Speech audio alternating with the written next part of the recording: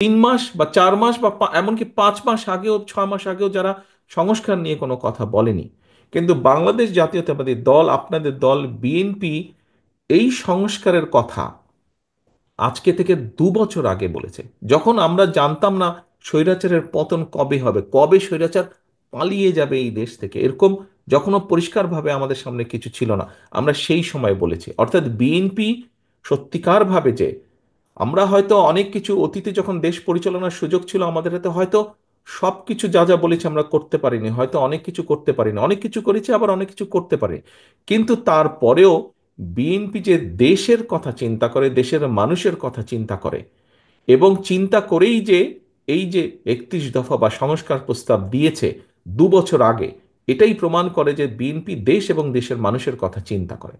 আপনারা যদি পত্রপত্রিকার মধ্যে খেয়াল করে থাকেন দেখবেন, আজকে তো আপনারা নিজেরাই শুনলেন, দেখলেন, আলোচনা করলেন, নিশ্চয়ই আপনারা যদি একটু চিন্তা করে দেখেন যে গত 1.5 2 মাস 3 মাস ধরে যারা অনেকে সংস্কারের কথা বলছে, আমরা এই 31 দফার ভিতরে যা যা বলেছি কম বেশি তারা কিন্তু সেই কথাগুলোই বলছেন, এর বাইরে খুব একটা যাবার কোনো রাস্তা নেই।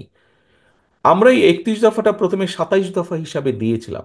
তার পরবর্তীতে আমাদের সাথে যে সকল রাজনৈতিক দল আন্দোলন করেছেন, যারা আন্দোলন আমাদের সাথে করেছে, সকল গণতান্ত্রিক রাজনৈতিক দল যারা স্বৈরাচারের পতন চেয়েছে, যারা একটা বাংলাদেশ গঠন করতে চেয়েছে নতুনভাবে সুন্দরভাবে, সেই সকল রাজনৈতিক দলকে সাথে নিয়ে আলোচনা করে পরবর্তীতে আমরা এটিকে 27 থেকে 31 দফায় নিয়ে এসেছি।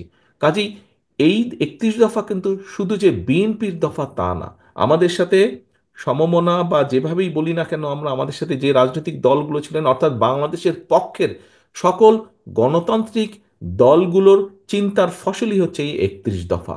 অর্থাৎ নট অনলি বিএনপি, এর সাথে আরো বহু রাজনৈতিক দলের চিন্তা সমন্বয় ঘটেছে এই 31 দফার মধ্যে। এখন প্রিয় সহকর্মীবৃন্দ, এই 31 দফা আমাদেরকে নিয়ে যেতে হবে, এটার পক্ষে মানুষের সমর্থন আমাদেরকে আদায় করতে হবে। এই কাজটি আপনাদেরকে কষ্ট করে এই কাজটি করতে হবে। শুধু এই চার দেওয়ালের ভিতরে আজকে 31 দফা রেখে দিলে চলবে না। আপনাদেরকে নিজের, আমরা কেন্দ্র থেকে করেছি, আপনাদেরকে এখানে আজকে কিছু একটি বক্সের মধ্যে কিছু লিফলেট দেওয়া হয়েছে, বইগুলো দেওয়া হয়েছে। এটি যথেষ্ট নয়, এটি যথেষ্ট নয়। আপনাদেরকে সাথে আমরা জেলা নেতৃবৃন্দের কাছে কেন্দ্র থেকে পেন ড্রাইভে করে দিয়ে দেওয়া হচ্ছে সফট কপিটি। আপনাদের কাছে অনুরোধ থাকবে, আমরা কিছু আপনাদেরকে দিয়েছি টোকেন হিসেবে, বাকি আরো অনেক লাগবে, সেটি কষ্ট করে আপনাদেরকে প্রিন্ট করতে হবে।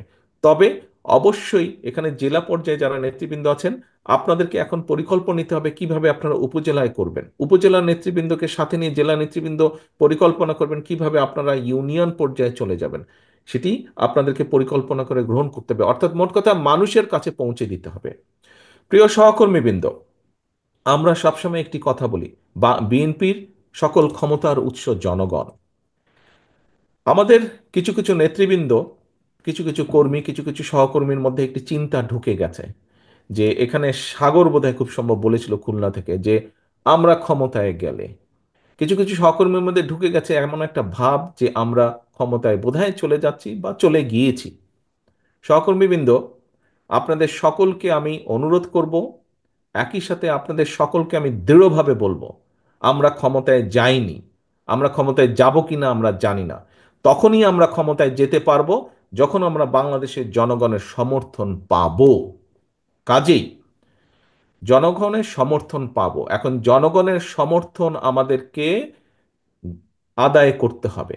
জনগণের সমর্থন যদি আদায় করতে হয়, এখানে আপনারা আজকে যারা উপস্থিত আছেন, আপনাদের সকলকে কিন্তু আমরা এখানে আজকে আমন্ত্রণ জানিয়েছি একজন নেতা হিসাবে। হতে পারেন আপনি একজন জেলার নেতা, হতে পারেন উপজেলা, বা হতে পারেন ইউনিয়ন পর্যায়ের নেতা, কিন্তু আপনি নেতা বলেই কিন্তু আজকে এখানে আপনাকে দাওয়াত দেওয়া হয়েছে।